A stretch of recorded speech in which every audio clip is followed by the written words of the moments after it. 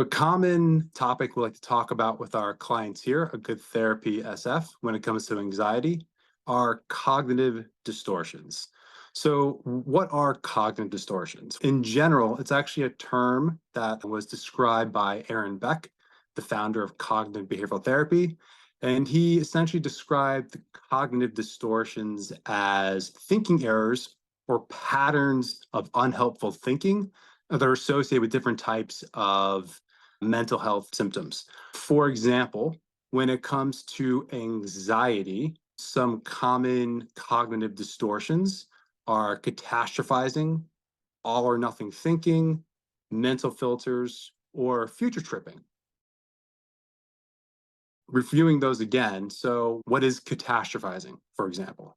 Catastrophizing is when we assume that the worst case scenario is going to happen in this moment, or essentially panicking more than the situation is called for. For example, you get into a minor fender bender, which obviously is not fun, but in your mind, you scream out that your life is over or this is going to be the end of your driving career. So that's catastrophizing. It's taking the moment and blowing it completely out of proportion.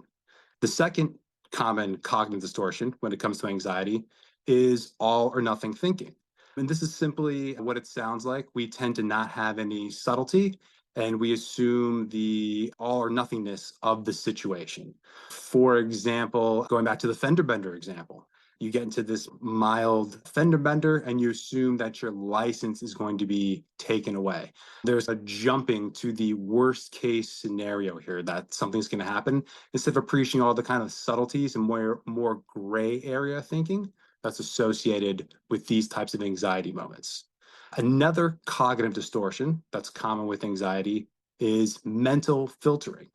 And this is basically when we focus exclusively on the negative examples that support the anxiety situation, and we tend to filter out any positive or non-anxiety situations that would contribute to the situation. This is really common with performance anxiety or school test taking anxiety. We tend to focus only on the questions that we did not know instead of reminding ourselves of the questions we did know, or if it comes to our performances, the points in our presentations in which we did well. Then the final cognitive distortion for anxiety is future tripping. And while catastrophizing might be blowing things out of proportion in the moment, future tripping is blowing things out of proportion in the future. Essentially, we are looking into the future and tripping out about it. So it's really assuming worst case scenarios in the future. So just to summarize here again, the four more common cognitive distortions for anxiety are catastrophizing, all or nothing thinking, mental filtering, and future tripping. So how do we use these cognitive distortions in an unhelpful way to maintain anxiety? What we do unconsciously is these types of cognitive distortions create these really almost addicting feedback loops that make it easy to believe them and buy into them. The more these feedback loops occur, the more they get reinforced in our brain. And then the more we just start to assume that these cognitive distortions are true. Over time, just creates more stress and emotional imbalance within ourselves. And the more that happens, the easier it is to believe those cognitive distortions. What do we do with them? How do we kind of work with these cognitive distortions in a more helpful way to reduce our anxiety? One strategy is using cognitive behavioral therapy, which, kind of going back to what I was saying before, introduced by Aaron Beck.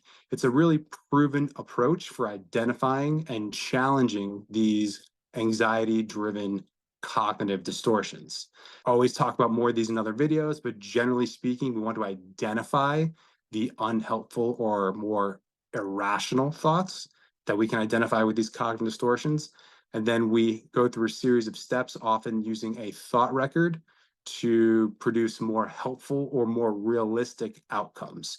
So that's a more cognitive behavioral therapy approach.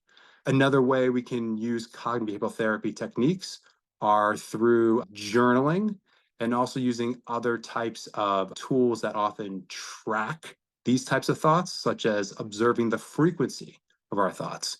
Often, if you just observe the frequency of an unhelpful thought, it will reduce the frequency of that thought over time.